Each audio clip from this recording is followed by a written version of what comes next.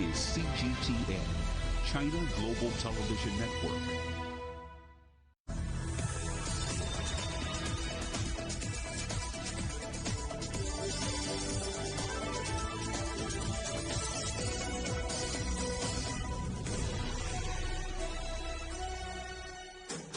Live from London, this is Global Business.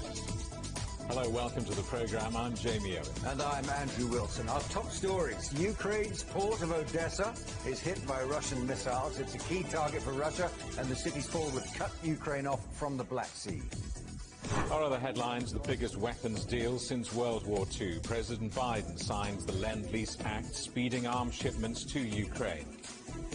Germany prepares for the worst. Reports that Berlin is creating a crisis plan for dealing with a sudden end to Russian gas supplies.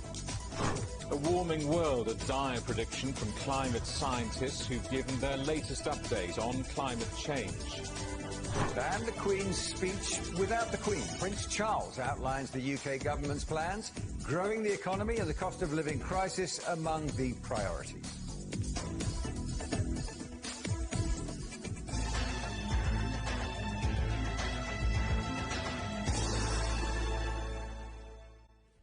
Ukrainian officials say 7 more missile strikes have hit the city of Odessa, leaving 1 person dead and another 5 injured. The port is a key strategic target for Russia, and the city's fall would cut Ukraine off from the Black Sea. Ukraine says that Moscow continues to pummel the Azovstal steelworks in Mariupol, where 100 civilians remain trapped. Earlier reports had suggested that all civilian personnel had left.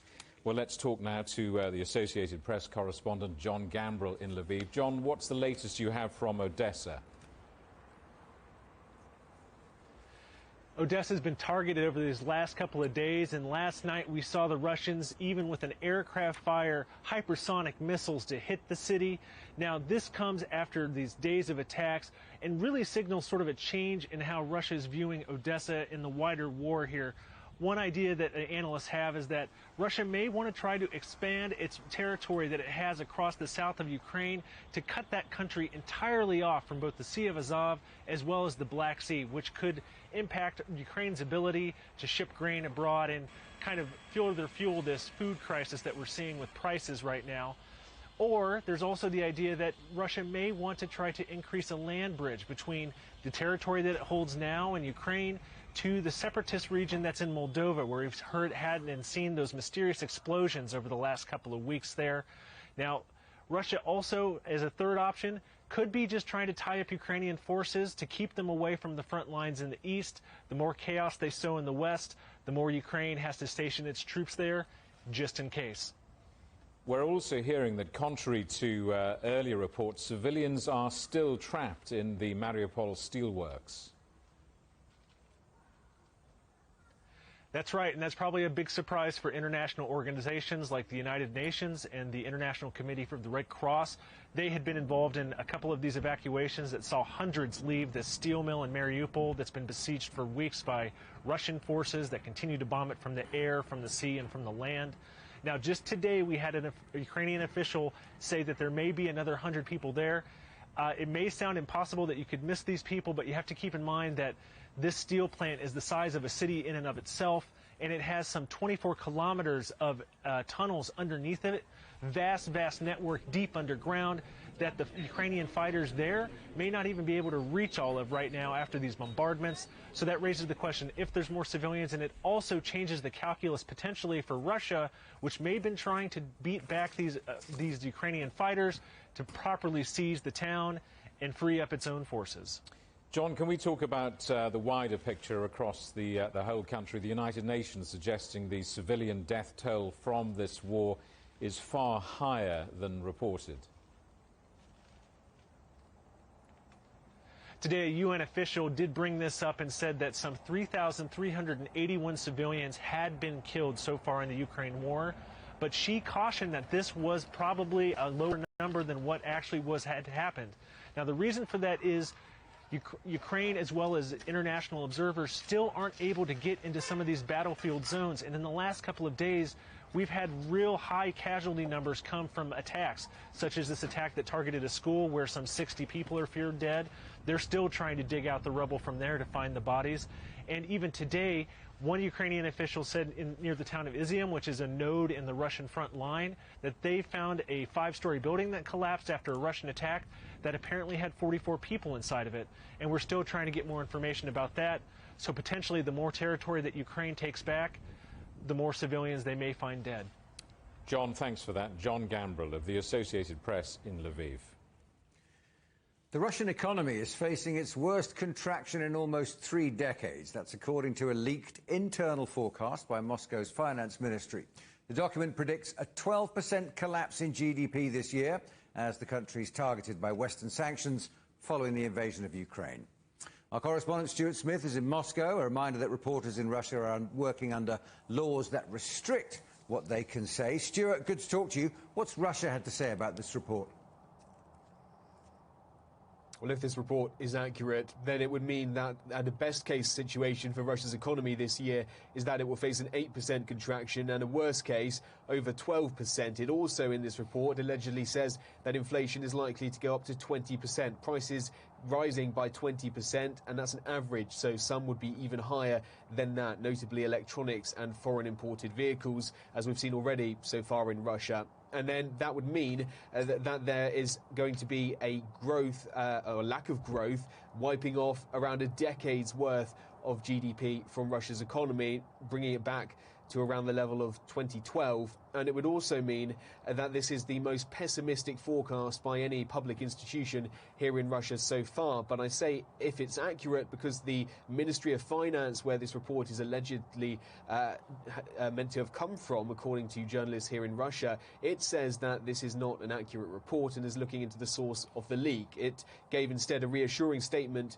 designed to reassure people about the state of the Russian economy. It said that the Bank of Russia and the government are taking all necessary steps to largely prevent any negative impacts, and also that the consequences of sanctions will not have a huge impact on the Russian economy. But if this 12% figure is what the Russian Ministry of Finance is thinking, it would be quite in line with outside reports from other international bodies that are predicting variously 10, 11 or 12% fall in GDP. They blame the Western sanctions, which are inflicting and continue to inflict major damage to the Russian economy, as well as some companies, Western companies notably, either pulling out of Russia completely or self-sanctioning in a sense, because they are choosing not to deal with Russian products and with the country to avoid any repercussions for doing their business in the United States. And Stuart, on another matter, we understand that questions were asked earlier about whether or not Moscow would rule out a tactical nuclear strike. Yeah, it's a recurring theme, this question about whether Russia is willing to use its nuclear arsenal, the largest in the world, as part of the special military operation. And this question focusing on a tactical strike, which would mean a strike intended on the battlefield in Ukraine, not a global one, which is often what the principle of nuclear deterrence is based on. And so would that happen? Well, the foreign ministry which is responsible for this, the deputy foreign minister, said you have to look at Russia's nuclear doctrine, an evasive answer. But what it means when you read this document is there are 2 main points to consider. Firstly, that Russia believes it is justified for it to use nuclear weapons in response to being attacked with nuclear weapons, but also, and perhaps more concerningly, it will also use nuclear weapons potentially if it faces an existential threat from conventional weapons. Existential threat not defined, but the special military operation has been defined by the president as one way to avoid an existential threat for Russia. And so in itself, a statement not all that reassuring, not all that provocative either, but we did hear a bit more clarity on this exact same question just last week, and actually a foreign ministry spokesperson said it was not intending to use tactical nuclear weapons in Ukraine. And also, it is a question that continues to be asked because the Russian president does continue to make thinly veiled threats about Russia's nuclear arsenal. I expect it's a question that will be asked again as this operation continues. Stuart, thanks very much indeed. Stuart Smith there in Moscow for us. You're watching CGTN. Still ahead, the biggest weapons deal since World War II. President Biden signs the Lend-Lease Act, speeding arms shipments to Ukraine.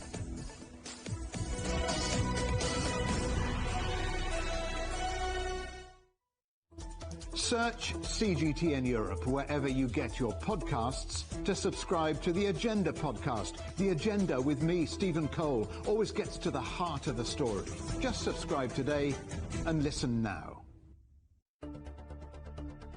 Events have consequences. Words create impact. One more offensive in a long line of battles that's been ongoing for more... Just got to be careful here with some gunshots. Excuse us, excuse us. The world today matters for your world tomorrow. The number of casualties is growing quickly. Why, this is one of the hardest hit towns in the region. The world today, every day on CGTN. Facing the unknown is always difficult. In a world in turmoil, it's easy to lose orientation. But when the storms come, we have to see the possibilities, reinvent, find new opportunities, discover a path forward. CGTN. See the difference.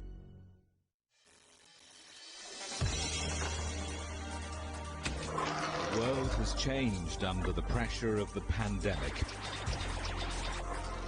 For many of us, life is returning to some kind of normal.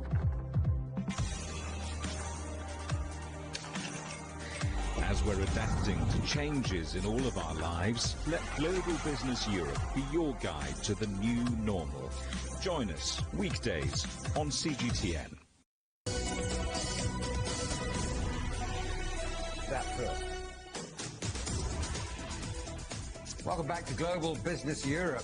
Quick reminder, CGTN is available to watch for free on all the major digital platforms, on Smart TV, online on Roku, Apple TV, Amazon Fire, Android TV, YouTube and Daily Motion, CGTN.com and the CGTN app. And, of course, in the UK on Freeview. President Biden has signed a key bill into law making it easier to export military equipment to Ukraine. The Ukraine Democracy Defence Lend-Lease Act is similar to legislation that helped defeat Hitler during World War II. Let's talk to our correspondent, John Terrett, in New York. John, how big is this lend and lease deal? And also, just to point out, Joe Biden has started speaking, I think, about inflation at the White House. So there's two things to handle there for you at the moment. Yes. I tell you, it's all happening over here, as always, in North America. We'll get to Joe Biden in just a second. But, you know, Andrew and Jamie, this lend and lease thing is pretty big. I am told it is the biggest deal of its kind since World War II. And you have to go, I looked it up, and you have to go back to 1941 when President Roosevelt was in the White House. And then, in the middle of World War II, they signed this lend and lease deal in order that the UK could better fight the Nazis. Well, this new one is called the Ukraine Democracy Defence Lend and Lease Act of 2022. And it basically frees up the American administration to provide this kind of military weaponry, lent or leased, during what they call fiscal 2022, which I think lasts until October. So they might have to revisit it then, I'm not sure. But this applies to the country of Ukraine and other European countries as well. And it basically smooths the way for weapons to be lent or leased to Kiev. And if the bill hadn't been passed, there would have been, because there is enshrined in American law, a 5-year limit on the time that the Ukrainians could hold on to the equipment which is lent or leased to them. And under law here, it also says that the administration can do this, but it would make sure that the receiving country, in this case Ukraine, pays all the costs. Well, those two little, laws have been removed. So that's the big news today. President Biden said the cost of the fight in Ukraine is not cheap, but he said giving in to aggression is even more costly. And then a nice little thing right at the end, when American presidents sign these bills, they always require multiple signatures, and they always give the pen with which they sign the bill to people who are surrounding them. And President Biden gave the first pen to Victoria Spartz. She's a Republican congresswoman from Indiana. She's a businesswoman and now a congressman representing the 5th District in Indiana. And she's the first Ukrainian-born member of the United States Congress. Guys? John, we're still going to get onto inflation at some point, I know, but meanwhile, Italian Prime Minister was in Washington today. How did that go? Yeah. Well, this plays into what I was just saying about the U.S. providing weapons to Ukraine and smoothing the way, because it's a very different story if you live in Italy. Now, Mario Draghi, we know him on this program rather better as the former head of the European Central Bank. He did that job from 2011 till 2019, and I think he's credited at one point with literally saving the euro. But he is one of only a handful of European leaders who've been invited to Washington since the fighting broke out back on the 24th of February. And it comes as the oil ban that the European Union is proposing for Russian oil is stalled. They've got a stalemate on that, and the country that's holding it up most at the moment appears to be Hungary. So that issue has not made very much progress. And this is important to understand because Draghi will be speaking not only for the Italian people, but also for the European Union. It turns out that there is limited appetite in Italy, really, to send any more weapons to the Ukraine. And within the coalition that Mr. Draghi is in charge of, there are really two sides calling on him, on the one hand, to tell President Biden to cool it when it comes to Ukraine, because the sense in Italy is that the Americans are really pushing to dismember the whole political operation in Moscow if they possibly can. And the Italians are not at all sure about that. And other members of the coalition say, well, look, send weapons, but make sure they're not as lethal as some of the ones that you're planning to send or the ones that you have sent already. And the reason for this is Rome and Moscow have had a very productive and very cordial relationship over the years. Trade between them is worth $21 billion. They import 40% of their gas in Italy from Russia. And they remember Chernobyl only too well. In 1986, they were in the front line when that radiation was coming across, and they were told immediately in Italy to stop eating any food that was either left outside or prepared outside. So they remember that, and they don't want anything to escalate in Ukraine because they feel they'll be in the front line again. So clear differences here between the stance taken by the American president and the Italian prime minister. Worth pointing out, though, that the relationships between Rome and Washington are actually very, very warm because the Italian community here proliferates, and that goes back many years. And polls showing, John, that inflation is a key concern amongst the American public now. Everyone's very worried about the cost of living, as they are over here in Europe. President Biden currently hoping to deal with that in this speech. Yeah, well, when he's talking at the moment at the White House, and what interests me about this is that he's got a line which we haven't heard before, in which he's going after what he says is the ultra MAGA. Now, without mentioning President Trump by name, clearly he's going after President Trump and his supporters. And what he's setting out here to the American people is, yes, inflation is at a 40-year high, but this is how President Joe Biden, will deal with it compared to those ultra MAGAs led by President Trump if he runs in 2024. And that will be things like unlimited drilling and tax cuts and things like that. Biden is saying, look, I'll deal with inflation this way. More releases from the Strategic National Oil Reserve will make the oil majors pay for land that they could drill on, but which they won't drill on. Tax credits for companies that produce clean energy. Help for prescription charges, childcare, and also food gouging. Food gouging is what they mean by people overcharging for food. And also tax the rich. Anybody earning more than $450,000 will face an increase in taxes. That's what he's saying at the White House now. The Dow Jones was massively up earlier on today after a huge sell-off, but now it is down about 1%. And I think that I tell you here, there is no appetite for a rally at the moment, a sustained rally anyway. We saw a strong rally this morning, but it's completely petered out. And that is because there is just so many headwinds and nobody quite knows which way to turn. Guys? Turbulent times, John. Thanks very much indeed. John Terrett there in New York for us. Thank you. Germany is said to be making preparations for a sudden halt in gas supplies from Russia. Russian gas accounts for 55% of German imports, and while Berlin has no plans to ban it entirely, it has said it hopes to wean itself off over the next 2 years, but there are fears that Moscow could make the first move.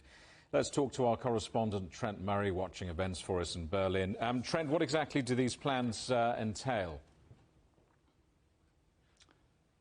Yeah, Jamie, this is quite a bombshell report, if you will, that has been first reported by Reuters, that those emergency conversations are taking place at the highest levels of government here for a unilateral shutdown of gas supplies from Russia. Of course, we have seen that in recent weeks to both Poland and Bulgaria. It's probably no surprise, therefore, that Germany is starting to have those conversations. And according to those reports, several measures are being discussed, including emergency loans to energy companies if indeed they find themselves in a difficult margin call situation and could face shutdown. Even discussions around rationing of gas between households and industry if needed, and even at some point the nationalisation of gas firms if it gets to that point. Now, of course, these are quite big statements, if you will, and having spoken to the Energy Ministry today, they are keen to kind of play it down, saying, look, none of this is new. We have an Energy Security Act, which in an emergency situation can be used. We've made no secret of the fact that we want to get our Russian gas supplies down. But essentially, I think it does point to the fact that these discussions are being had, discussions which 6-12 months ago would have been unthinkable. But clearly the situation in Ukraine is changing the calculus, not just here in Germany, but right across Europe. And so those preparations do need to be made if indeed we do see more countries join that list that Poland and Bulgaria find themselves on and have the gas from Russia turned off. And Trent, Germany's foreign minister has been in Ukraine.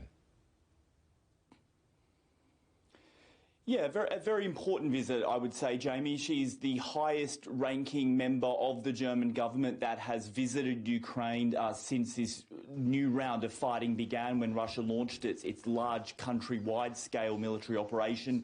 And so I think this is a very significant moment because obviously there has at times been tensions between Kyiv and Berlin over issues like weapon exports from here, as well as issues around energy and continuing to fill the coffers of the Kremlin in the eyes of Ukraine with gas and oil money. So this visit by Annalena Baerbock, I think, will probably be quite welcomed, at least here in Germany, that now somebody has gone, especially given we've seen people like Ursula von der Leyen and Boris Johnson go in recent weeks. Plenty to discuss. Annalena Baerbock, in the first part of her visit, went and visited that town Bucha, of course, where Russian soldiers stand accused of killing civilians in quite graphic ways. Minister Baerbock said that in Bucha there had been the worst crimes imaginable, and she said no one can take away the pain, but we have to ensure there is justice, calling for some sort of international tribunal to investigate what happened. But I'm going to play you a clip now because she spoke about those weapons imports, and of course that has been a key desire of the Ukrainians to get more German-made weapons into the country. This is what Annalena Baerbock had to say on that matter. In addition to the deliveries we have already made, in a few days we will start training Ukrainian soldiers on the state-of-the-art self-propelled Howitzer 2000, which we will deliver together with the Netherlands. And we're working with German companies to make sure Ukraine can get state-of-the-art systems. And that promise to Ukraine to send what's called the Panzerhaubitze 2000 will be very welcomed. It is one of the most advanced artillery systems in the world, and certainly military experts I've spoken to here say it will be a very, very welcome addition to the Ukrainian army. That and plenty more will be discussed, Jamie, later in the week when G7 foreign ministers will converge here in Germany for a meeting followed by a special NATO summit, again here in the German capital over the weekend. Trent, thank you. Our correspondent Trent Murray in Berlin. Tesla is facing more disruption at its Shanghai gigafactory due to supply chain issues. The plant only reopened a few weeks ago following a strict COVID lockdown. A spokesperson for the electric car maker denied reports that production has been completely suspended, but admitted there were logistical problems.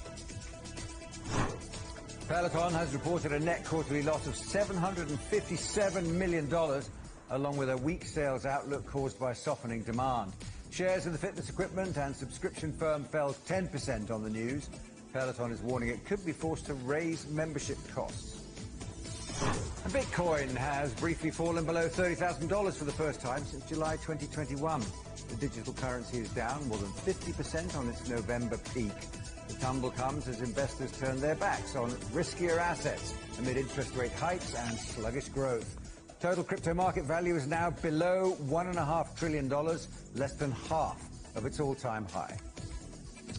You're watching CGTN. Still ahead, no Queen at the Queen's speech. Prince Charles reads out the government's legislative agenda with the cost of living crisis high on their priorities.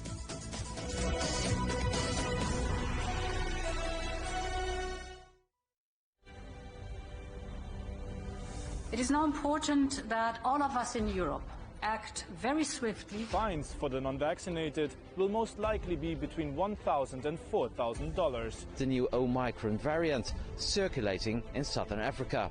The financial markets have also reacted badly to the news. Growing dissatisfaction with the way the Dutch government is handling the pandemic. Cancelling the city's main public Christmas markets for the second year in a row. Protests and riots by those opposed to restrictions and vaccinations. There is no room for complacency in this ongoing battle against COVID. On the agenda with me, Stephen Cole, we look up into space. We look down into data. We look at debt. We look at politics. We look at opioids, climate change. We look at all the issues that really matter around the world. But you matter too. We want to tell the stories you want to see and hear about. Make it your agenda.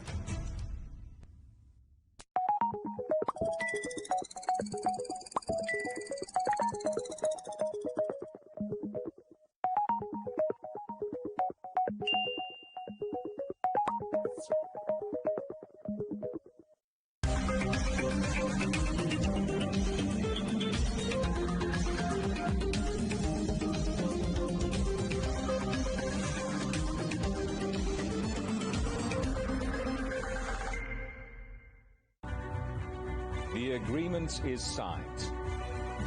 But what is the real deal now the UK has left the EU? For trade, for business, for the city, for ordinary people. Make sense of Brexit with CGTN.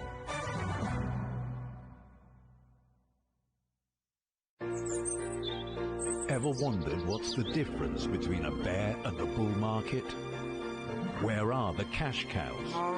And who are the lame ducks? And what exactly are black swans? Grey rhinos?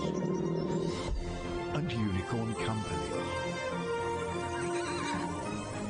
Make sense of it all with Global Business, only on CGTN.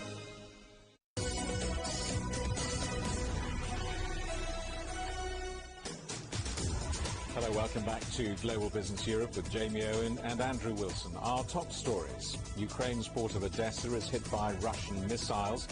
It's a key target for Russia, and the city's fall would cut Ukraine off from the Black Sea. And the biggest weapons deal since World War II. President Biden signs the Lend-Lease Act, speeding arms shipments to Ukraine. Ukraine is calling for help to end Russia's blockade of its ports and avert a global food crisis. President Volodymyr Zelensky says the ports need to be open to allow wheat shipments. Russia's blockade along the Black Sea coast has meant millions of tons of grain cannot leave the country. Well, our correspondent Ryan Thompson is live for us in Brussels. Ryan, first of all, what are you hearing there about the situation in those Black Sea ports?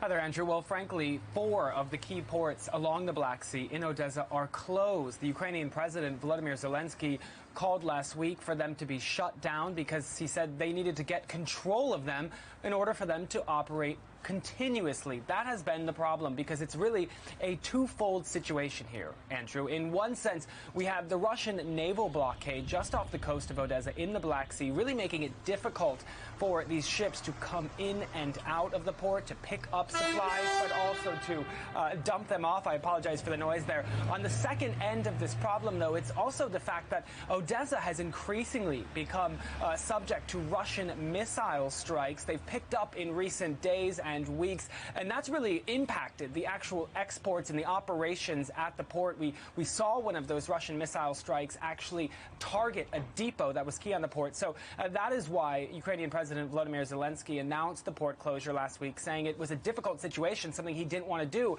but something that had to be done until they could get better control over it. Take a listen. For the first time in decades and decades in Odessa, there is no usual movement of the merchant fleet. There is no usual port work. This has never happened since World War II. Without our agricultural exports, dozens of countries in different parts of the world are already on the brink of food shortages. And over time, the situation can become terrible. Politicians are already discussing the possible consequence of the price crisis and famine in the African and Asian countries. Well, all this round, of course, intensifying international concerns about food supplies. What can the international community do about it? Well, Andrew, it's no secret that Ukraine is the breadbasket of Europe. It provides grain and other key supplies to a number of countries on the continent, but its impact is actually quite global. Exports from Ukraine, whether it be corn or grain, really feed about 400 million people globally in all corners of the planet. That's why the United Nations has said that this could be a real serious crisis in the coming weeks, even though the situation is relatively stable for now. And you can be sure that global markets have noticed this. We've seen the price of a number of these commodities kick up in recent weeks. Ukrainian President Volodymyr Zelensky has called for help, but what actually help can be done will be very tricky. There are not a lot of concrete solutions that don't involve other countries getting involved, providing military support in the region to unblock the port without actually escalating this crisis. We've seen in recent days they've tried to unblock the ports little by little through different measures. They are also looking at seeing if they can route these ships through alternative paths, but that's also proving tricky because it adds more time. It allows a lot of these grains to go off, and it really complicates what's already a difficult situation here, Andrew. Ryan, thanks very much indeed. Ryan Thompson, live for us in Brussels. So as Ryan was explaining, President Zelensky has warned of an impending food crisis unless the blockade of Ukrainian ports is lifted. Jeffrey Sachs is a Columbia University professor and director of the Center for Sustainable Development. I asked him how far-reaching the consequences of this invasion are for global food security. There's definitely a growing food crisis because wheat and other food prices have soared, sometimes to historic high levels. There has been a dramatic fall of exports, both from Ukraine and Russia. Many reasons, both the war itself as well as the sanctions regime that the United States and Europe have put in place.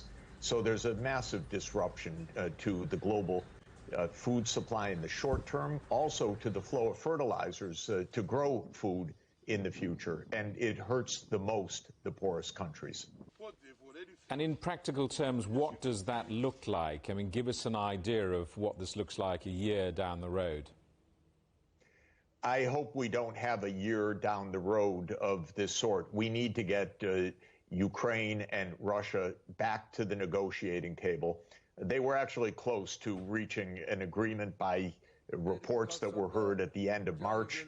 Then the negotiations fell apart. Ukraine walked away from the negotiations, saying it couldn't negotiate with Russia after the atrocities in Bucha and other reasons, perhaps. But we should not accept that this just goes on, because the crisis will be very deep. It's not only the food and energy, it is the more general financial dislocations that are occurring around the world, the rising inflation, the stagflation, the responsive tightening by the central banks. We're in for a hard landing unless we stop these shocks. And the most important shock to stop is the war itself through negotiation. One study has put the cost of halting Russian gas supply at, I think, about 12% of Germany's GDP. Do you think European countries will tolerate the pain? Even the U.S. Treasury Secretary Janet Yellen said it would be unwise, imprudent for Europe suddenly to cut off oil and gas from Russia, because it would be a massive economic shock. Again, one can think about this in two ways. One, plan for a long war, or push for peace. I'm very much in the second camp, because I don't think we want in any way to have this war continue just because of the devastation itself, but also the economic consequences worldwide are extremely serious. We do not have the tools to adjust to them. We will have an economic crisis until this war is stopped. and negotiations are the way to end the war. You're on record saying many times in the past that the only answer to this war in Ukraine is a peace deal.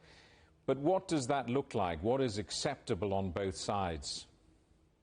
The peace deal was actually close to being reached at the end of March. It is non-expansion of NATO. This is fundamental. It is Ukraine's neutrality backed by security guarantees, I say, of the United Nations. It is a resolution of the regional issues of the Donbass.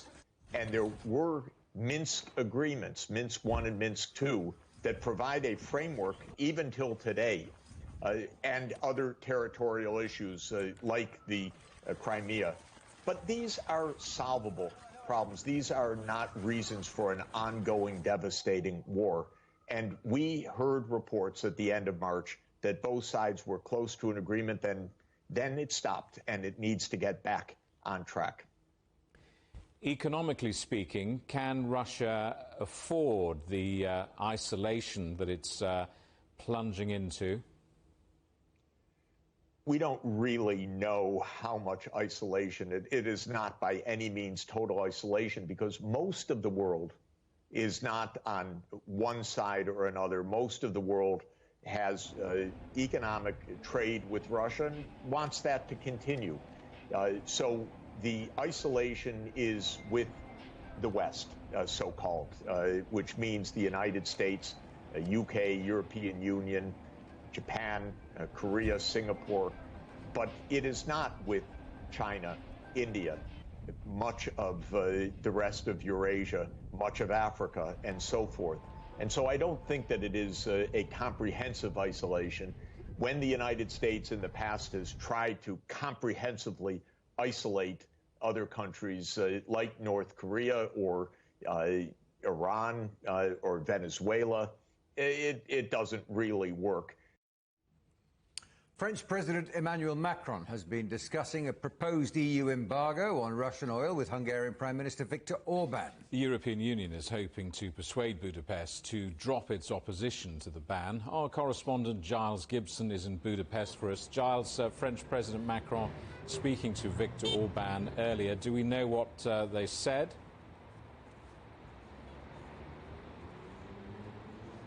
Jamie, we've had very few details from this call between Viktor Orban and Emmanuel Macron.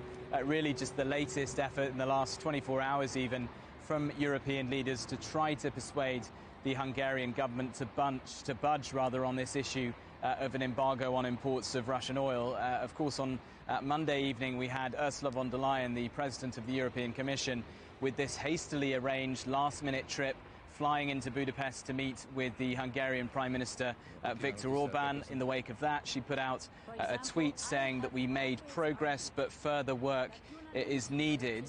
There was then supposed to be this video conference off the back of that several hours ago between von der Leyen, Orban again, and some other leaders from neighbouring countries to Hungary, but that was postponed. It wasn't really explained why, but perhaps that was a signal really that Ursula von der Leyen just didn't get the sort of concessions, the sort of progress that she was claiming to have gotten on that tweet. And then we had this call between Emmanuel Macron and Viktor Orban, the two governments being very tight-lipped about what was discussed, really just saying that the two leaders talked about this issue and then agreed to speak again. So at this point, with the EU hoping to get a deal done on this in the coming days, there is absolutely no sign, though, of any breakthrough here in Budapest. And Giles, just give us the wider context here. Why is Hungary digging its heels in about the embargo on Russian fuel? Yeah, the line that we keep hearing from Viktor Orban and from his foreign minister is that if they move forward with this embargo on Russian oil, it would be like dropping a nuclear or an atomic bomb on top of the Hungarian economy. What they've been doing is really outlining several factors that they say prevent them from agreeing with this, or doing this very quickly anyway. They've been saying that they get 65% of their oil from Russia. Hungarian officials also saying that they are a landlocked country.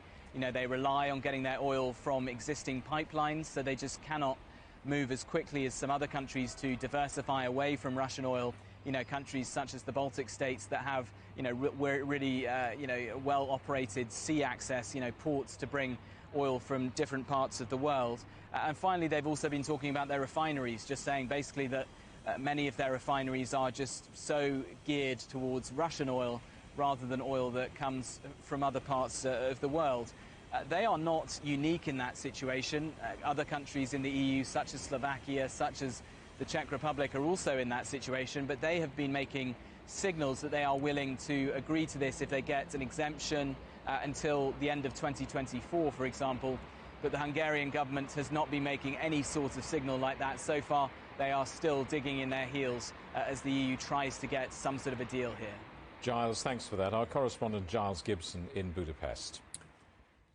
The British government has set out its legislative agenda for the year ahead. New bills are normally read out by the Queen, but for the first time in 59 years, she was absent, leaving the task to her son and heir, Prince Charles. This all comes as speculation grows that the British government could be about to withdraw from a contentious Brexit trade agreement covering Northern Ireland.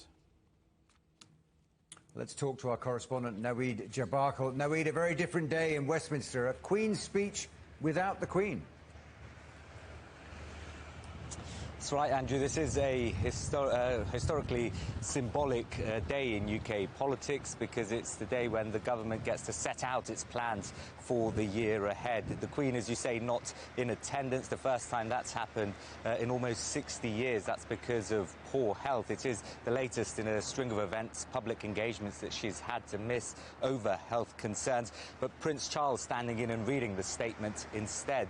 It's also an important event if you look at it politically, because it's being seen as a chance for Boris Johnson to try and reset his government's agenda after what's been, the only way you can put it, is a turbulent few months and indeed years as well since he won that historic election victory back in 2019, partly because of the COVID-19 pandemic, partly because of the Ukraine war, more recently global factors, but also the issue of Partygate, those illegal lockdown parties in Downing Street, his official residence, one of which he was fined over, several others still being investigated by the Metropolitan Police. It's all culminated in a pretty bruising election outcome last week where his Conservative Party lost almost 500 seats. But in terms of the context of this Queen's speech, there was almost 40 bills and suggested bills put forward which will be debated in the coming days and weeks. Internationally, at least, Brexit crept its head up once again, and bubbling under the surface here in Westminster is what's happening in Northern Ireland, and potentially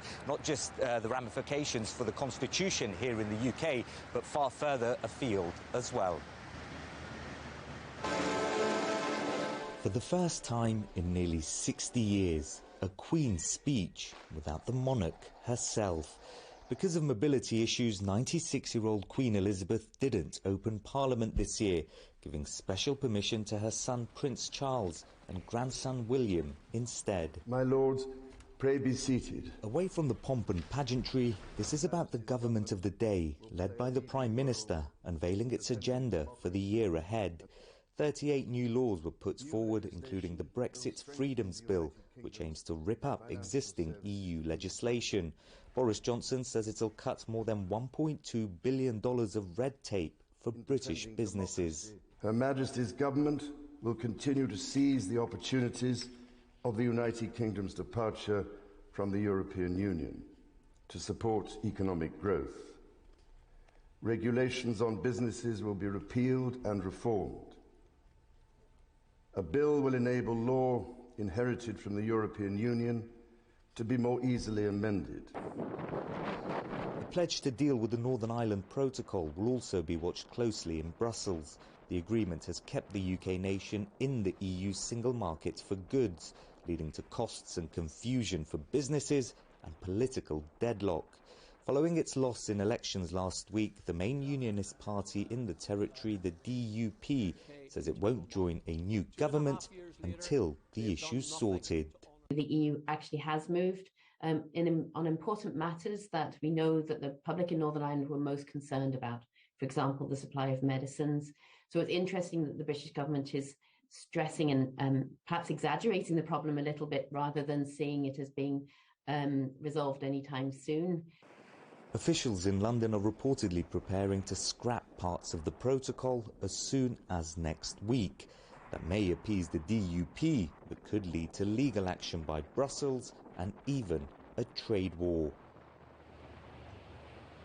On the diplomatic front, Boris Johnson speaking to Ireland's Prime Minister, his counterpart Micheál Martin, and some pretty strong words coming out of that readout from Downing Street, suggesting the UK government is saying that it's going to take action to try and protect peace and stability in Northern Ireland. The response from Micheál Martin, he says that any unilateral action should be avoided. That was followed up quickly by Germany's Chancellor Olaf Scholz, so the European Union definitely singing from a different hymn sheet here. The UK and the EU set to resume talks on Thursday, just the latest in a long list of meetings with the Nationalist Sinn Féin party winning those historic elections. The first time in a century, Northern Ireland's political landscape has been redrawn, but it may find, as has been the case in recent years, that its fate lies in decisions elsewhere. Naweed, thanks very much indeed. Naweed Jabakal down there in Westminster for us. China's President Xi Jinping has called for greater cooperation with France on clean energy and climate change. He was speaking with his French counterpart, Emmanuel Macron, who was inaugurated for a second term last week. Xi hailed China's relations with France over the past 5 years. Both leaders said the war in Ukraine needed to be resolved through negotiations. You're watching CGTN. Still ahead, a hot issue. Climate scientists warned the next 5 years could see record temperature rises.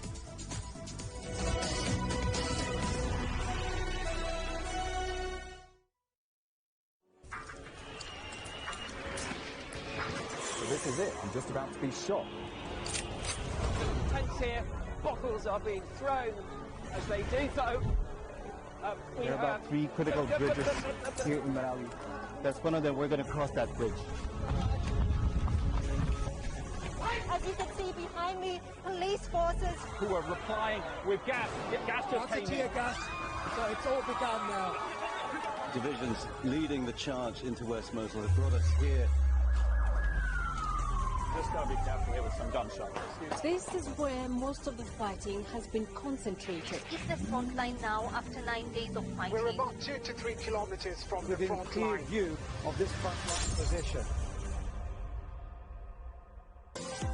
Have you ever wondered how much a human life is worth? Have you ever looked up at the night sky and considered whether aliens are staring back? Or if it's even possible to measure intelligence? If that sounds like you, it's time to join the Answers Project with me, Stephen Cole. And me, Mari Beveridge. We've recruited the best brains in the world, award-winning astrophysicists, giants of medical science, and former presidential advisors to help us tackle humanity's biggest questions. Find the answers wherever you get your podcasts.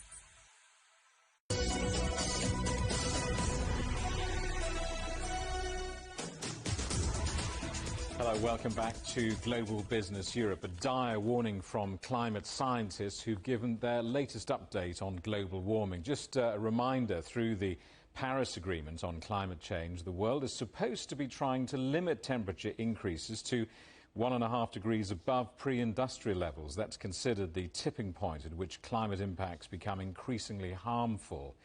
Well, now the World Meteorological Association says there's a 50-50 chance that the annual average temperature will temporarily reach 1.5 degrees Celsius above pre-industrial levels for at least one of the next 5 years. The WMO also says there's a 93% likelihood of at least 1 year between 2022 and 2026 becoming the warmest on record, beating the current record holder, which was the year 2016. Well, let's talk to Max Dilley, the director of the climate programme at the World Meteorological Association. Max, welcome. There's not much cheery stuff in here. Have we achieved nothing? Well, the trend over the last, I'll start in the middle of the 20th century, has been that each decade is warmer than the last decade. And as you rightly said, the warmest year on record was 2016, 1.3 degrees above pre-industrial levels. And now we have a 50-50 chance that 1 year at least in the next 5 years we'll have a global mean temperature of 1.5 or higher. So this means that we're now approaching the lower limit that the Paris Agreement seeks to achieve in limiting the global warming. You say in your report that the breaking of the 1.5% Celsius target will be what you describe as only temporary. What do you mean by that? The Paris Agreement the temperature goal in the Paris Agreement is a long-term goal. And just because the overall trend in the temperature is upwards doesn't mean that every single year is warmer than the preceding one. So, for example, since 2016, the temperature has dropped slightly to around currently 1.1 degrees above pre-industrial levels. That's because there are modulating factors such as El Nino or La Nina events, which either amplify in the case of El Nino or dampen in the case of La Nina the warming. So if we were to have 2 years from now, let's say, an average annual global temperature of 1.5 degrees, that doesn't mean that from then on it would stay above that level. We might have 1.4 or 1.3 degrees in the years after that. What will happen, though, is if the concentrations of greenhouse gases in the atmosphere, which is what is trapping all this heat, continue to increase, we will see 1.5 degrees more and more frequently until all the years are 1.5 degrees or even higher. And this is what, of course, we need to avoid, and this is what the Paris Agreement is trying to accomplish. The target of 1.5 Celsius above pre-industrial levels became central, didn't it, to global climate policy negotiation. Does it matter that this target has been broken as far as those negotiations go? The day that the global temperature arrives at 1.5 degrees above pre-industrial levels will be like any other day. It's not that the world ends as soon as that limit is reached. It's just that from 1.5 degrees to 2 degrees above pre-industrial levels, we get into truly dangerous territory with more and more dramatic consequences for ecosystems, the environment, and society. And if we get beyond 2 degrees, the scientific consensus is that we will be in a new world where these consequences could be truly devastating. So it's a range which is set based on science, and that's why that limit 1.5 and the other limit of 2 degrees has been set. Max Dilley, Director of the Climate Programme of the World Meteorological Organization, thank you very much. Pleasure. Staying with warming temperatures, and Pakistan says it's concerned about dozens of glacial lakes after one of them burst its banks, sending torrents of water downstream, causing a bridge to collapse. The bridge in the Hunza Valley crumbled after a heat wave melted ice and released huge amounts of water. Rapidly melting glaciers in Pakistan's north are likely to cause more flooding. Sri Lankan authorities have been ordered to shoot at anyone damaging public property and given emergency powers to arrest people without a warrant following violence which has left 7 people dead. Troops are patrolling the capital after widespread protests following the resignation of the Prime Minister Mahinda Rajapaksa over the deepening economic crisis. Demonstrators singled out Rajapaksa supporters, setting their homes and businesses alight. Protests have broken out in the Philippines, with Ferdinand Marcos Jr. set for a win in the presidential election. Marcos Jr. is the son of the country's former dictator, overthrown 30 years ago. Several groups, including victims of his father's martial law, had tried to see Marcos disbarred from running, but the 64-year-old had asked Filipinos to judge him by his actions, not his ancestors. Now, how many infections are transmitted when we touch door handles, phones and shared surfaces? Chinese scientists are developing touchless technology which could help stop the spread of viruses and bacteria in healthcare settings. Smart sensors will allow people to open doors and use control panels without touching them. Our correspondent Yang Zhao reports. 在医院里本身它是这个环境比较复杂，可能会存在着很多潜在的病菌。 No-touch technology has become important for use in contaminated healthcare environments. especially during the COVID-19 outbreak.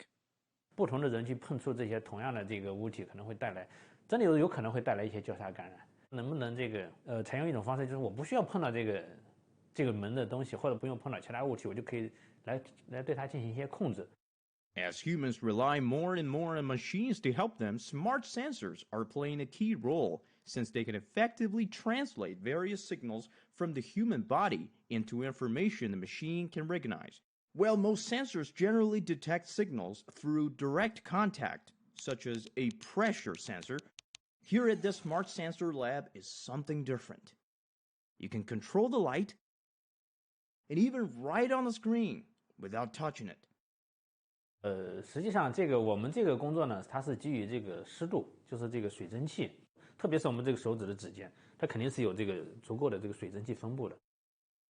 In the sensor, scientists placed a thin strip of chemical called molybdenum trioxide between two electrodes to measure the humidity.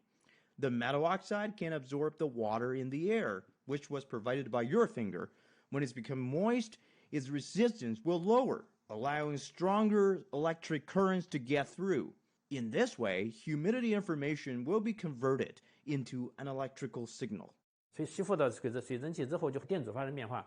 那在一个电路里面，电阻发生变化，它就可以实现电路的开和关的一个功能了。